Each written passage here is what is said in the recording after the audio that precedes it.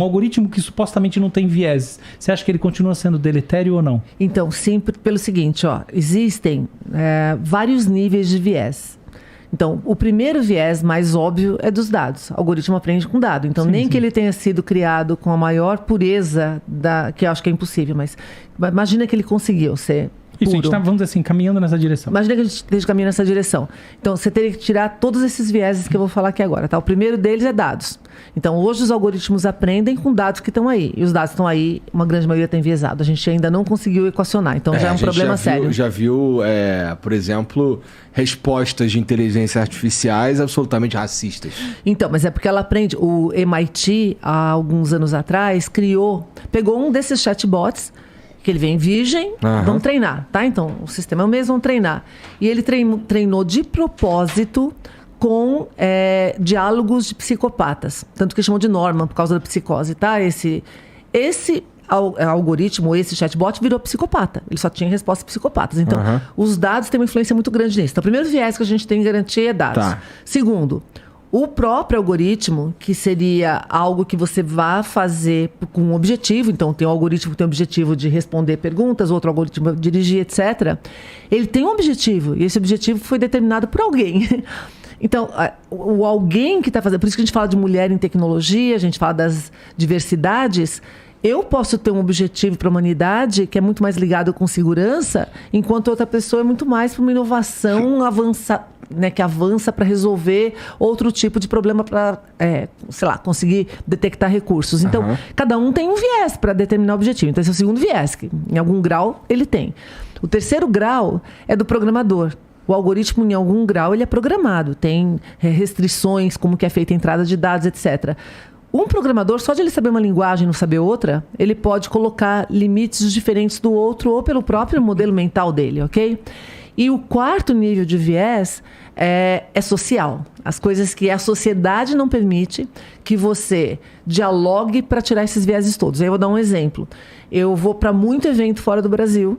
E em 2018 eu estava num evento no Vale do Silício de inteligência artificial. E o assunto daquele ano era moral e ética de inteligência artificial. Começou a ser discutido porque estava começando a ter sistemas mais poderosos. Bom, se não tem moral e ética, não tem futuro para a humanidade. E aí, aquela discussão, vinha gente de um monte de empresa diferente, pessoas bem diversas para falar. Uma hora eu levantei a mão e falei assim, pois é, né? Se a gente quer ter discussão de ética, não podia ser aqui no Vale do Silício. Pra você vir para cá, você tem que viajar de vários lugares do planeta. Eu viajei 24 horas. Uma passagem aérea custa $3.000. Aí, hotel lá custa $1.000 a noite. Você tem que ter visto para poder entrar lá e tem que falar inglês. Ou seja, você tem 1 milhão de barreiras para pegar todo mundo e dialogar sobre aquele negócio. Então, como é que a gente faz para tirar os viés? Isso é um viés social. Tá? Você já bloqueou um monte de gente Sim. que não faz parte. É a elite que discute. Então, como é que a gente faz para ouvir as pessoas da África, no Brasil, todas as minorias, todos os tipos de... Cara, é um desafio gigantesco, tá? Hoje, o que muitas das empresas e dos estudiosos e das universidades estão fazendo é tentar achar um caminho para isso por meio de ONGs, instituições que tentam trazer todo mundo para o diálogo. Posso fazer uma contribuição?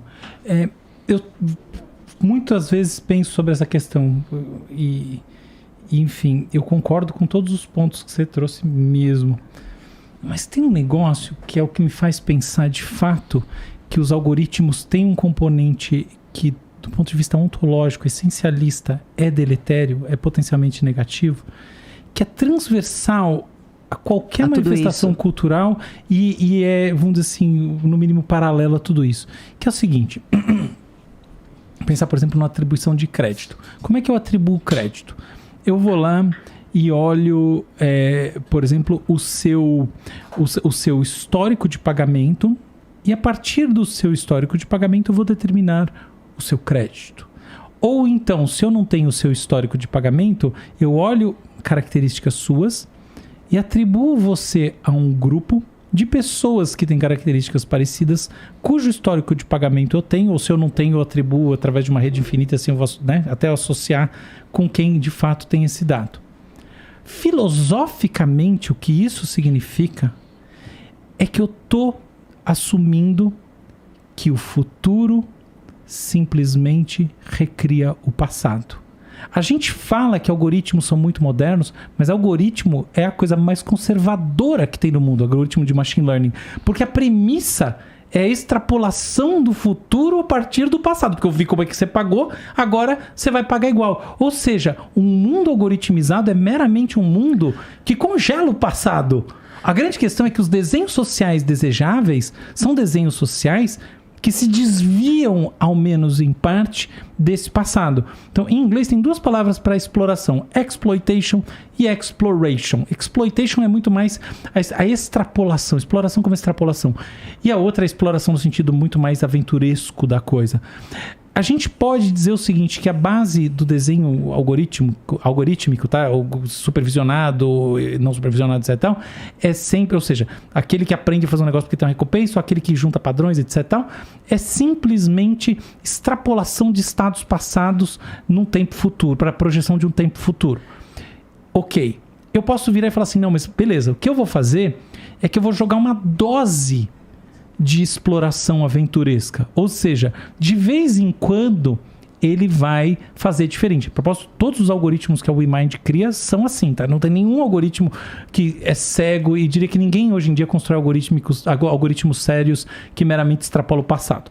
Então você coloca ele para fazer uma coisa que aparentemente é randômica dentro de um intervalo de randomização pequeno, tá? Ele pode variar um pouco dentro daquilo. Então, de vez em quando tem um cara de 25 anos pro qual eu tinha tudo para não dar o crédito para ele, mas eu dou o crédito para ele, mas eu dou pouquinho, tá? Esse é o tal do intervalo, eu não dou muito, mas eu faço isso para que ele aprenda com as exceções e encontre no mundo alguma coisa de diferente.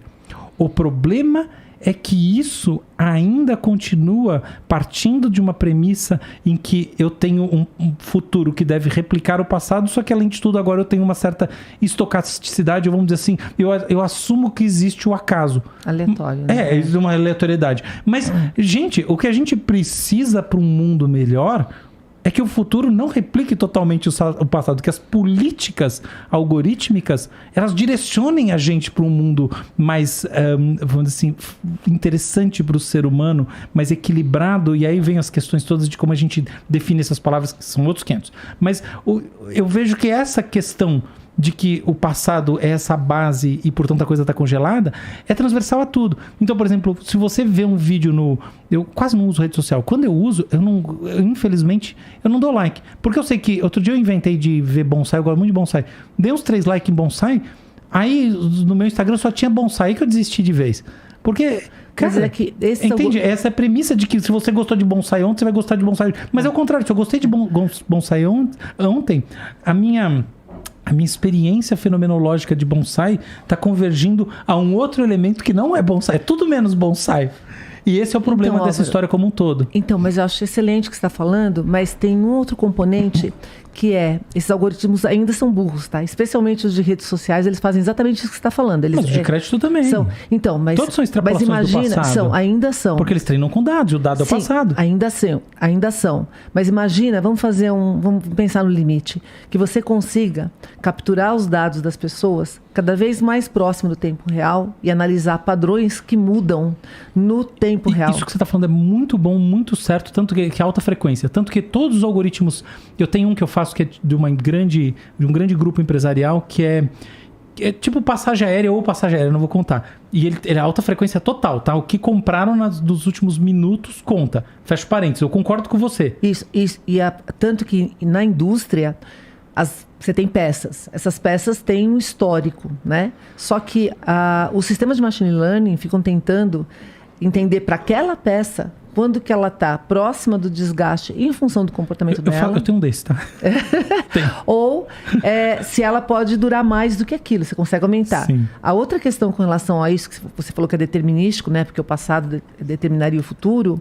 Imagina que quando eu percebo que você não tinha comportamento ruim de pagamento, você começa a mudar, ou você tem um comportamento ruim, ao invés de eu negar crédito, eu te dou algum tipo de instrução ou educação, ou que aí você mudaria o comportamento. Pois é. Então, nisso a gente melhoraria a sociedade muito, porque muita gente hoje, por que faz tanto sucesso os perfis de finanças? Porque a gente não tem educação financeira, as pessoas tomam decisões erradas o tempo todo porque elas não sabem.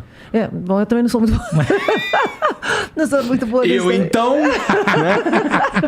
Mas imagina que legal um sistema que me ajudasse a melhorar as minhas decisões. Isso é o que a gente chama de aprendizagem adaptativa ou educação adaptativa, né? Então, ao invés de você punir a sociedade por aquilo que a gente fez de errado, que muitas vezes não tem a ver com o nosso caráter, tem muito mais a ver com falta de conhecimento. Ou contingência qualquer. Isso, ou seja, o que for, seria fundamental para a gente ter uma melhoria. Só que eu acho que ainda a gente está num grau ainda atrás, né? Mas eu acredito que essa seja a tendência. Eu gosto de acreditar num futuro brilhante, tá? No futuro melhor. Eu gosto de pensar que a gente... nele só 10% melhor. Eu gostaria que a gente fosse para essa direção, apesar de vários sinais que a gente tem de outras possibilidades que podem acontecer. Mas eu gosto de acreditar nisso, que a gente está criando essas tecnologias para, que nem você falou também, quando as pessoas falam, não, mas a gente está vivendo a melhor época da história da humanidade. Se você pegar todos os índices, a gente está na melhor época. Então, ok, tem problemas? Tem, muitos. Tem que consertar? Tem. É para isso que a gente está aqui, né? E o nível de consciência também aumentou bastante. Se você pegar a consciência humana hoje de sustentabilidade, de diversidade... Até porque a gente destruiu muito mais. Isso, a gente destruiu. Agora está na hora de a gente começar a pensar... Ou vai fazer alguma coisa, vai pro beleléu. A gente vai beleléu, né? Porque o planeta já se recuperou 300 mil vezes, né? Então a gente vai beleléu.